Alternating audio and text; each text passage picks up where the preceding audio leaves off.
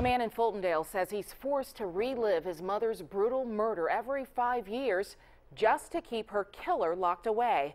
WIAT 42 News reporter Jamie Ostroff is here now with this chilling story. Well, Sherry, it was 37 years ago when Ruth Burgett was raped, stabbed, and beaten to death by her own grandson. He was sentenced to life in prison, but he's going to be up for parole next week. I sat down with Burgett's son, who says he's going to do whatever it takes to make sure his mother's killer never gets out. Philip Burgett will never forget that December day in 1978. It started off normal until that phone call came. Told me to rush home to my mother's house. Then I did, and when I saw the paramedics and the police cars and all that, no lights on, I knew right then that she was gone. And Sergeant Coe was the policeman in Fultondale. He was in the backyard or the back door. He said, "You don't need to go in there, it's your mother. She's been murdered."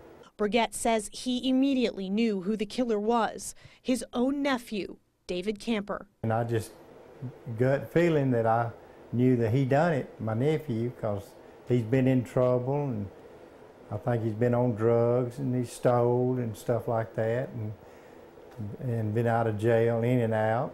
A reserve officer for Fultondale Police, Burgett even helped gather evidence to prosecute his own kin. It wasn't no fun. It just, you know, just one of them things that happens, and I just knew stuff like that happens, and I didn't think it ever happened to my family, but it did. For Burgett, his efforts paid off. Camper was sentenced to life in prison. When I thought we got life, that was it. And it was until 2005. Camper was up for parole. Burgett fought it, rallying support from all corners of the community.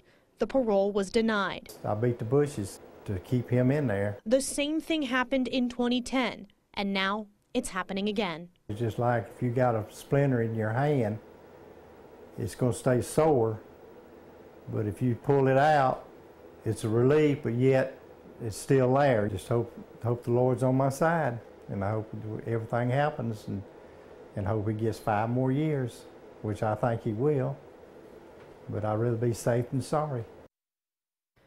Camper's parole hearing is set for Wednesday. Jamie Ostroff, WIAT 42 News, coverage you can count on.